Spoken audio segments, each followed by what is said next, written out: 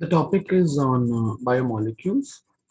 Biomolecules include the various components like the carbohydrates, proteins, and lipids in a cell. Functions of those properties of these components is called as biomolecules. Let us take an example of carbohydrates. Like carbohydrates are the components which contain the carbon, hydrogen, and oxygen. They are broadly classified as monosaccharides, oligosaccharides, and polysaccharides. When we talk about monosaccharides, they are the simplest group of carbohydrates. It have a general formula of CnH2ON. The different types of monosaccharides include the aldoses and the ketoses. Aldoses, it's actually, you can say that it's an aldehyde, which contains aldehyde is called as aldose, like glucose and glyceraldehyde. Ketoses are those which contain keto group, like the dihydroxyacetone, glyceraldehyde, and fructose. Okay, these are the called as the ketoses. Based on the number of the atoms, monosaccharides are classified into trioses, tetroses, pentoses, hexoses, and heptoses. Except plus 7 phosphate, we've heard about that. So hexoses is our glucose. Okay, so with these are some of the components we should learn when you're learning about the carbohydrates. Like to go ahead,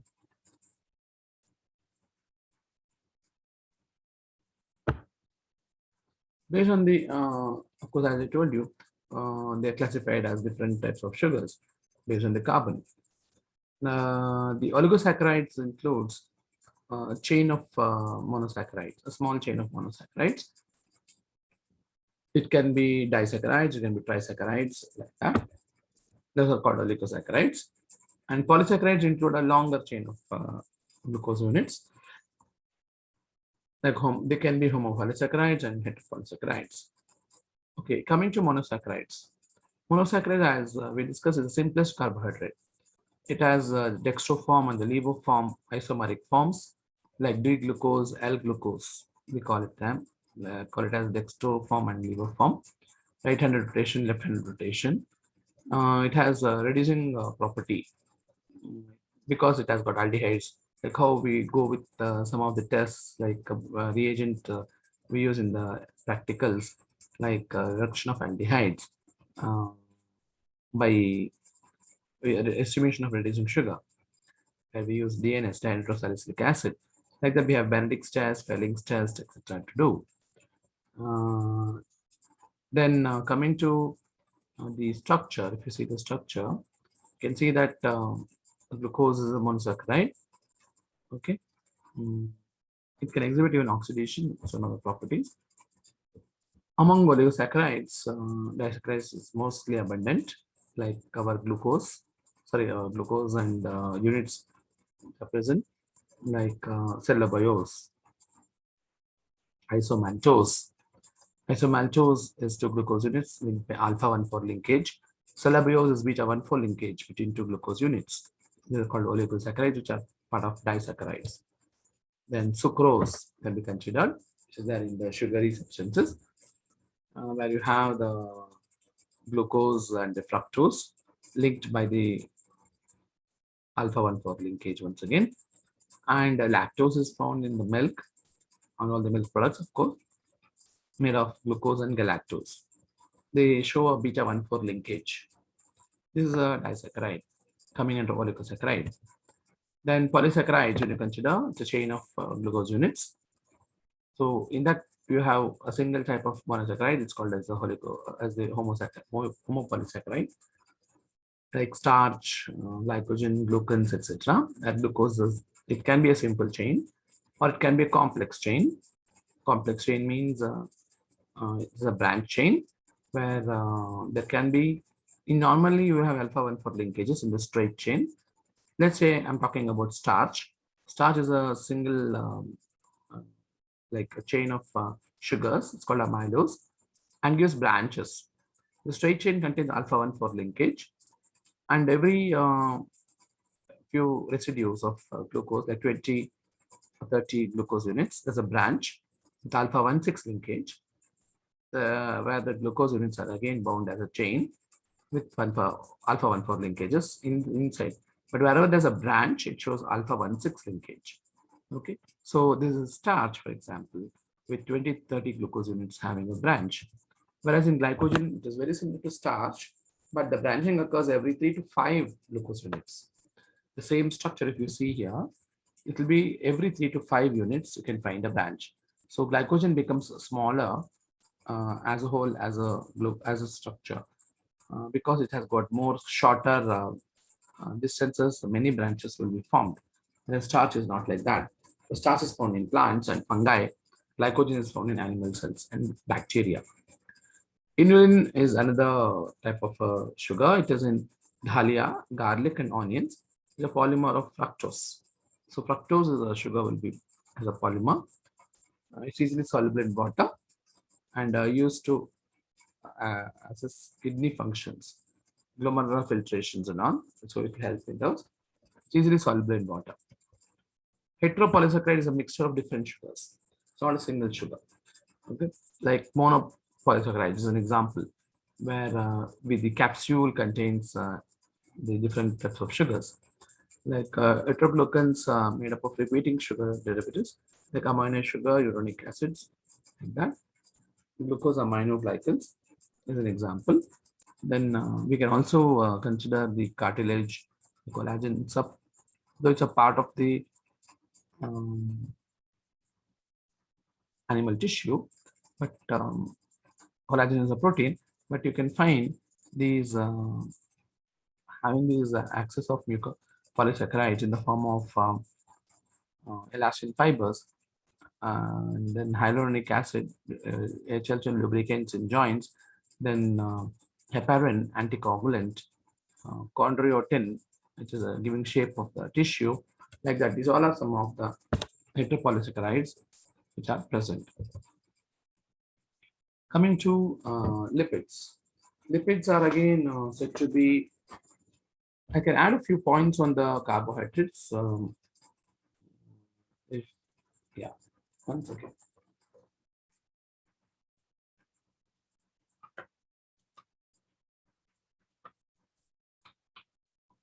So to conclude in the carbohydrates part, we can say that carbohydrates are very useful. It gives us energy, right? So number one, as a monosaccharide, when you take glucose, undergoes glycolysis and gives us energy through catabolism. And to say secondly, the sucrose and lactose are very good nutritives for all the living organisms. They give energy by breakdown and by metabolism. Polysaccharides also, when you consider starch, glycogen, they're all good nutrients. It is a food reserve. So they're all broken down and ultimately their main aim is to give energy. There are few polysaccharides, like when you talk about cellulose. Cellulose is also a polysaccharide. It's coming under homopolysaccharides. Cellulose, which is a sheets of many glucose with beta 1,4 linkages. Cellulose will form many sheets of these glucose molecules, and it's found in the plants as usual.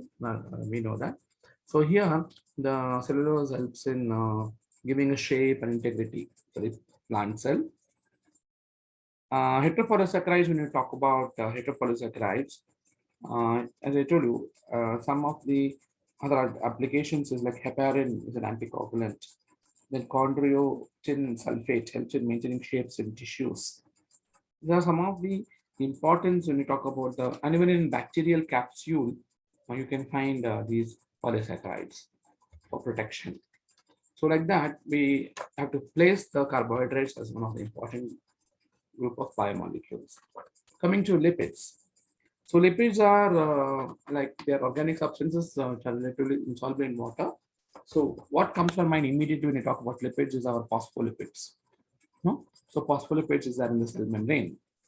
So to go on, lipids are also actually coming under the classification of simple lipids and conjugated lipids, like that. Let's go with one by one. Simple lipids are essential fatty acids with alcohol. There are two types the simple lipids. One is called fats and oils, and second one is called waxes. Fats and oils mean nothing esters of fatty acids with glycerol. Those are called fats and oils. But difference between fat and oil is only physical. Like at room temperature, oil is liquid and fat is solid at room temperature. At room temperature, you can find these differences. Waxes are something which talk about the esters of fatty acids with alcohol other than glycerol. So, like cetyl alcohol is commonly found in waxes. Complex lipids include the esters of fatty acids with alcohols containing additional groups such as phosphates, nitrogen base, carbohydrate, and protein. So they're called, like, for example, phospholipids. Lipids plus phosphoric acids are called phospholipids. They have major role in cell production, diffusion of components through the cell membrane, with the phospholipid layer. Then glycophospholipids and sphingophospholipid are classified into glycerophospholipids and sphingophospholipid. Glycerophospholipids include the phospholipid plus glycerol, example lecithin. Then sphingolipids include phospholipids plus sphingosine, which is an example of sphingomyelin, which is playing a major role in nervous system, functioning of nervous system. Glycolipids, as I told you, lipids with fatty acids and carbohydrates and nitrogen base. Glycerol and phosphates are absent in this. Gangliosides example. Then lipoproteins include lipids plus proteins that's found in the cell membrane. So we can classify the lipids in different ways. As I told you, simple lipids, compound lipids, derived lipids. Derived lipids mean you're getting it through hydrolysis, like lipid-soluble vitamins, steroid hormones. These are called as obtained by derived lipids. Other lipids include the carotenoids, terpenes, B waxes, etc. Coming to the functions of the lipids, they are concentrated fuel reserves, so they act as energy sources. Constituents of course, they are present in the phospholipid layer. They help in regulation, permeability, membrane permeability. Then it can be part of the cell membrane. Cholesterol can be part of the cell membrane, like in mycoplasmas also. Source of fat-soluble vitamins like A, D, and E and K. Then its important role is in metabolic regulations, steroid hormones, and prostaglandins.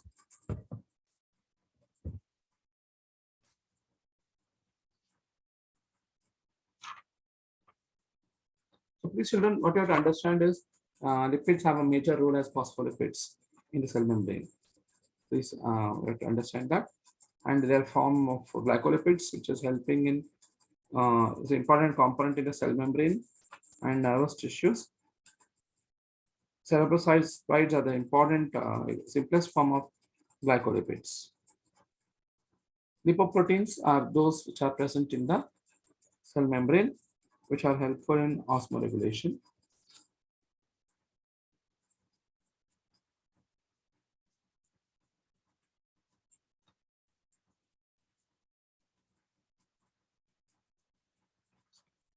Steroids can be considered, cholesterol can be considered as examples for this. Then our sex hormones, bile acids, vitamin D, then adrenocortical hormones. These all can be considered as important when you talk about ergosterols produced by fungi, then cholesterol, which are all coming under lipids. So we know the functions of them. Coming to the next one, proteins. Proteins are organic molecules made up of polymers of amino acids. They are colorless crystalline substances. They are soluble in water, insoluble in ether. They can be degraded easily by microbial activity or by heating, and also by acid treatment. The amino acids in the proteins behave like amphoteric electrolytes, and they give both to cations and anions. That's why it's called as zwitterion. They play a major role as a zwitterion, giving rise to cations and anions in basic conversions. Then function, that's called zwitterion concept. Then they are actually very helpful in the bone, like the form of collagen and elastin, give support and strength. There's a very dynamic role as an enzyme, as a hormone, fat clotting factors, immunoglobulins, etc. Chemical properties is, if we talk about proteins, they can be degraded easily. They can undergo the amino acids part of the proteins can undergo decarboxylation, deamination, some of the important functions. It can properties. It can react with anhydride and to show a color reaction. So we can detect them by using some reagents like anhydride reagent, Radford reagent. Okay, so we classify these proteins into simple proteins. First of all, the albumin, the globulin, protamines, etc. Albumin is found in egg. Serum albumin is there, and also lactalbumin is present. Then histones, proteins are present. We all know about histones, which are present in the DNA for stabilization of DNA. Protamines are rich in arginine. For example, the nucleoproteins are present in the nucleoproteins. Conjugated proteins are something where the protein is attached by a prosthetic group. Nucleoprotein, mucoprotein, these are examples. Then chromoproteins, like that. Chromomins are the helpful in producing color, like hemoglobin. Mucoproteins include the egg albumin, mucus, FSH hormone, etc. Nucleoproteins, of course, along with nucleus. These are called DNA stabilizing proteins. It can be single strand binding proteins. It can be it can be such proteins where they help in nucleoproteins help as a DNA. Then mucoproteins are present in egg, albumin, like that you should understand. Then in hormones like FSH, phosphoproteins, they are present in the along with casein of milk. Then vitelline membrane of the egg yolk. Lipoproteins are present in the form of phospholipids. Example, cell membrane, of course, and also in yolk. Metalloproteins include enzymes with manganese or cobalt or zinc or magnesium, because enzymes are proteins. When they are bound with metals, they become metalloproteins. Then derived proteins. That we can say that there are some derivative like proteins formed, like by denaturation, like fibrin. Then metaproteins, in treatment with acids or alkali, we get the metaproteins. Conjugated proteins. These are some of the derived proteins. So, what we have to understand in the whole process is the cells contain carbohydrates, proteins, and lipids, and they function very wonderfully. Like, if I ask you what is immunoglobulin, you should say protein. Then, if it is what is the layer of phospholipids in some cell membrane, phosphates and lipids. So we have to understand that lipids are playing an important role. Similarly, proteins are playing an important role as an enzyme, as a structure, etc. As hormones, the lipids play a major role. Okay. So, what can we conclude by this study? Small topic. What do you understand here? Biomolecules is a topic which contains proteins, carbohydrates, and lipids. We have to understand the carbohydrates types, then the understand about the naming nomenclatures. And so when you talk about the uh, proteins, we have to follow up that it's a wide group because it has got enzymes, it has got hormones. It plays a major role. It can be in the form of simple proteins or derived proteins or conjugated proteins, etc. That we have to classify them that way. So when you talk about biomolecules, we have to follow that these are all three important components and their derivatives play a major role in survival of the cell. Okay, so that's how we should follow up basically about these. To add on maybe about some more points on the see we also produce glutamic acid. Just to tell you, glutamic acid is produced It's something called monosodium glutamate. They're used as a taste maker in the food. So a lot of applications are there when you talk about these. Then we produce amino acids as a supplement to microbial growth, and that is given as a supplement in the food. So we can also extract plant proteins and make them into small uh, peptones, and we can give them included along with our food diet to improve the protein content. So that way, when you consider the importance of the proteins, we can understand that there's storage proteins, there are proteins which are helpful in contraction and relaxation, like actin and myosin, okay, other than hormonal. So there's a lot of biological importance for the proteins. Okay, so with this, I just bring a like I mean you understood about the various protein molecules, the functions, the properties. Similarly for carbohydrates and for lipids. Okay, so thank you. Mm, all the best for the examinations.